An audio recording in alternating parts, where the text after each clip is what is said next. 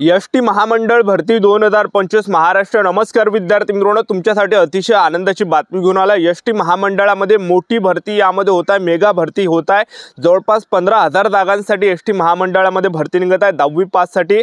आणि अशी जी घोषणा आहे, महाराष्ट्र राज्याचे परिवहन मंत्री आहे प्रताप सरनाईक हे एकनाथ शिंदेचे आमदार सुद्धा आणि त्याचबरोबर जे पालकमंत्री सुद्धा आहे धाराशिव जिल्ह्यातले, तर प्रताप सरनाईक यांनी जे विद्यार्थी मित्रांनो मोठी घोषणा एवढ्या त्या ठिकाणी केली आहे की 15,000 जागांसाठी एसटी महामंडळामध्ये भरती निघणार आहे म्हणून याबद्दल, आणि लवकरच ते भरती या ठिकाणी निघणार आहे। तर एसटी महामंडळ भरतीमध्ये शिक्षण फक्त 10वी पास लागते।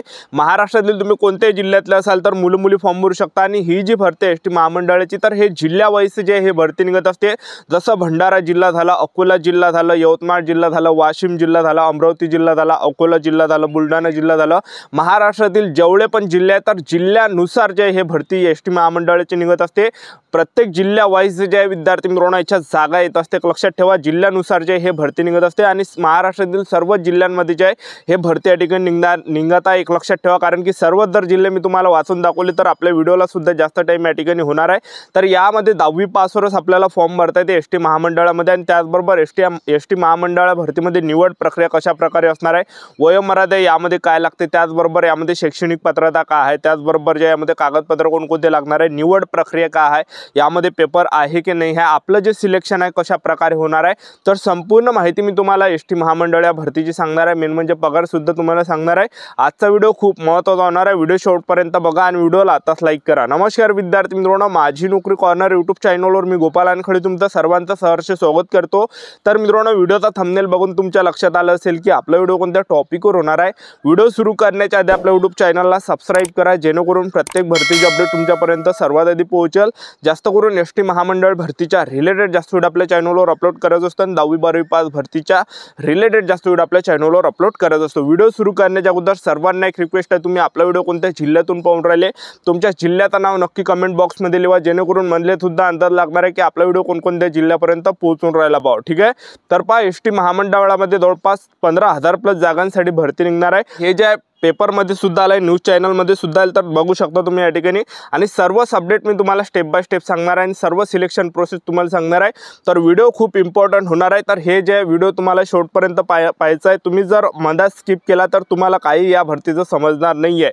तर पूर्ण शेवटपर्यंत मी तुम्हाला सांगणार आहे। तर रिक्वेस्ट तुम्हाला आहे की व्हिडिओ शेवटपर्यंत तुम्ही पाहत राहा। तर पहा, एसटीत लवकरच नोकर भरती, त्याचबरोबर राज्य परिवहन महामंडळात एसटी मोठ्या प्रमाणात रिक्त जागा असून लवकरच 10 ते 15,000 जागा भरण्याबाबत निर्णय महामंडळाने घेतलाय। मंडळाच्या विविध विभागातील रिक्त पदांचा आढावा घेऊन ही भरती प्रक्रिया राबवण्यात येणार आहे। एसटी महामंडळाची तत्कालीन आर्थिक परिस्थिती लक्षात घेऊन उच्च न्यायालयाने महामंडळातील नोकर भरतीला सन 2024 पर्यंत मनाई केली होती। न्यायालयाच्या स्थगितीचा कालावधी आता संपला आहे। त्यातच महामंडळाला आर्थिकदृष्ट्या सक्षम करण्यासाठी 25,000 स्वमालकीच्या गाड्या घेण्याचा निर्णय महामंडळाने घेतला आहे।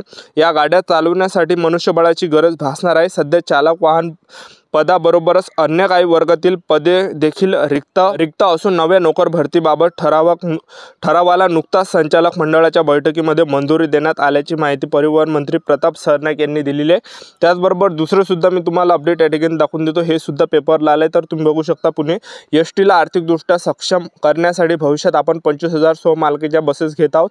या बसेसच्या चालविण्यासाठी आपल्याला मनुष्यबळाची गरज लागणार आहे। चालक तथा वाहन पदाबरोबर अन्य काही वर्गातील पदे देखील येत्या काही वर्षात एसटी महामंडळात भरती केली जाणार आहे। त्याबाबतच्या ठरावाला नुकतीच संचालक मंडळाच्या बैठकीमध्ये मंजुरी देण्यात आली, अशी माहिती परिवहन मंत्री आणि एसटी महामंडळाचे अध्यक्ष प्रताप सरनाईक यांनी दिली आहे। मंत्री सरनाईक म्हणाले की एसटी महामंडळाची तत्कालीन आर्थिक परिस्थिती लक्षात घेता उच्च न्यायालयाने एसटी महामंडळातील नोकर भरतीला सन 2024 पर्यंत मनाई केली होती। तथापि येत्या काही वर्षांमध्ये निवृत्त होणाऱ्या कर्मचाऱ्यांची लक्षणीय संख्या लक्षात घेता नव्या बसेस चालवण्यासाठी चालक तथा वाहक या पदासह अन्य कर्मचारी व अधिकाऱ्यांची भरती करणे अत्यंत आवश्यक आहे।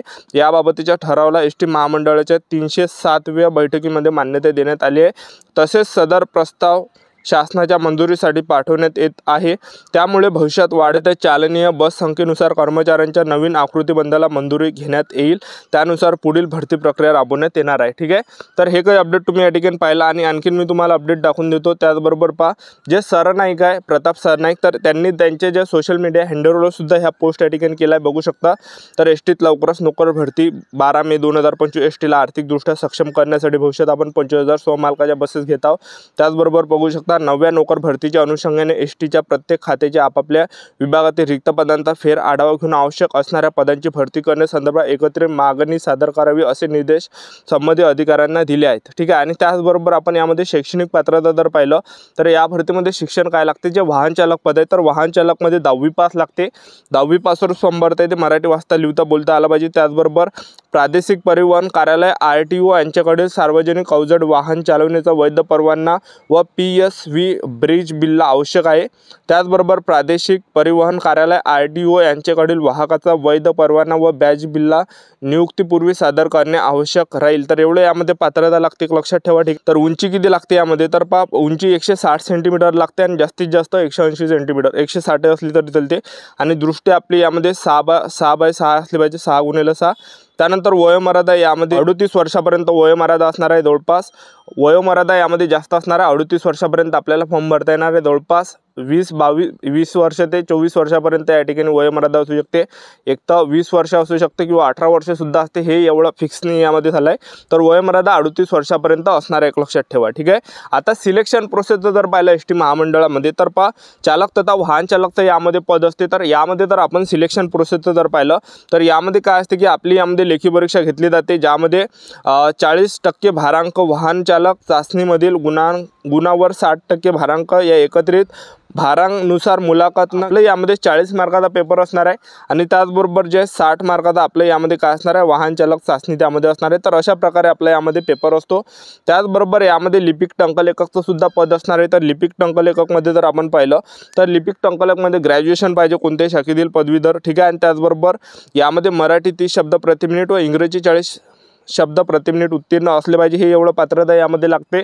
आणि त्याचबरोबर जे लिपिक टंकलेखकचं पद आहे तर यामध्ये आपण सिलेक्शन प्रोसेस जर पाहिलं तर यामध्ये पेपर असते यामध्ये। तर पेपरला जे प्रश्न परीक्षेला विचारले जाते, मराठी व्याकरणचे 25 प्रश्न, इंग्रजी ग्रामरचे 25 प्रश्न, सामान्य ज्ञानचे 25 प्रश्न, अंकगणितचे 25 प्रश्न, टोटल 100 मार्काचा पेपर असते आणि 1.5 घंट्याचा टाईम आपल्याला भेटते। तर अशा प्रकारे लेखी परीक्षा जे यामध्ये असते, एक लक्षात ठेवा।